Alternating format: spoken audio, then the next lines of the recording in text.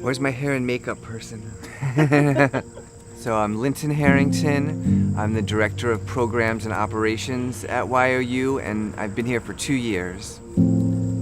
I mean, I think a lot of it comes down to the relationships that we build between the staff and the young people that come here. I feel like a lot of times kids, they're used to not being listened to by adults. Here at YOU, we try to really listen to the kids and show that we value their opinions. We want to get to know them as people. And I think that's really what makes kids love coming here, is they have that feeling that they're being valued and listened to, and they have these adults that are really there to, you know, support them and listen to them. So actually, in a big system, you can actually grow fish that we could eat. You can have these aren't fish that we would eat. They're a little tiny, they're too small. But if you had a huge tank, you could be growing fish that you could eat and plants that you could eat, so you'd be getting both. Just snip off the bigger leaves. You don't want to rip the leaves out, because if we snip them, they'll keep growing. But if we rip them out by the roots, then they won't grow anymore.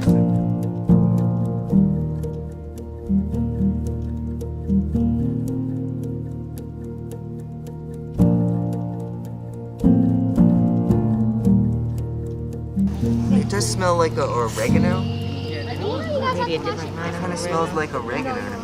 Yeah, it's probably a different kind of. These plants smell good. When the kids first arrive, a lot of times they're nervous about getting on the bikes if they haven't had a lot of experience with bike riding. I think the biking is a good metaphor, because when you're first learning, you're going to keep falling. They get scared and you jump off the bike because you're afraid it's going to just fall over. But then once you gain that confidence to just keep pedaling and just keep going, that's what lets you to stay upright. Don't look down, look ahead, look where you're going, which is another good sort of metaphor for life, is to not be so scared of failing or falling that you lose track of where you want to go and what you want to accomplish.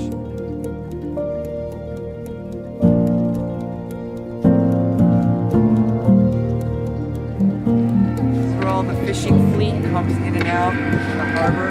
They go out for days at a time to catch scallops, like way out in the ocean. But that's, a few days is nothing. The whaling ships that used to come out of here would go out for years at a time. They might be gone for 2 or 3 years. And they might, if they were unlucky, they might never come back, because whaling is pretty dangerous stuff. So if their ship went down, they just might never be heard from again. But it's fishing and whaling, they're both pretty hard ways to make a living. I've got involved in this type of work. Basically, a lot of it goes back to my own childhood and experiences that I was able to have.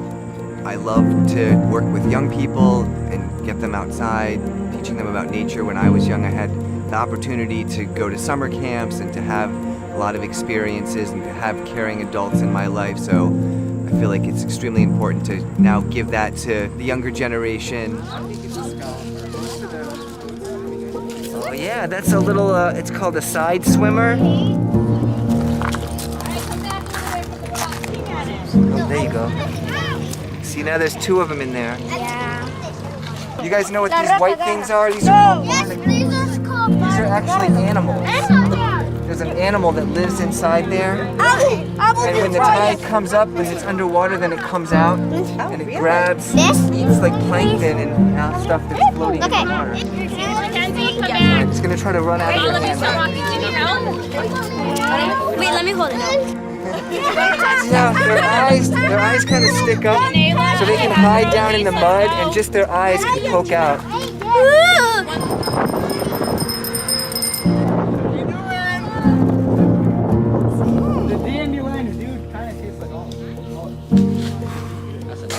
Yeah.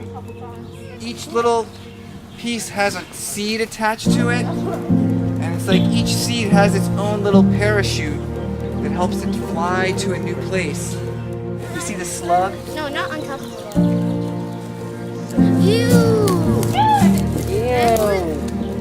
A slug is just like a snail without a shell on it.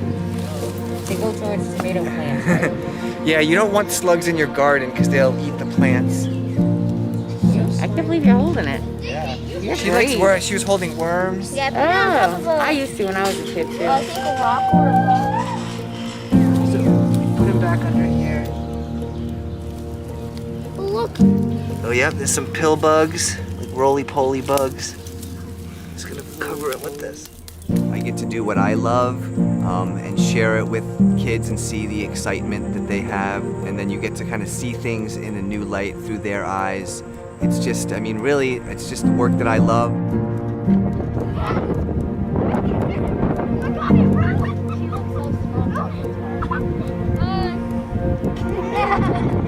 I've worked as a teacher as well, and in a school it's just a very different environment. The students usually come in expecting that it's going to be boring. As a teacher, you're always trying to fight that expectation that school is not fun. At YOU, we explicitly say we're about having fun, and you see that in the kids when they come in. They're excited to be here, they want to be here, and so instead of fighting against a negative expectation, here we're working with the kids and we're tapping into their natural excitement, their natural curiosity, and that's really what makes it a fun place to work.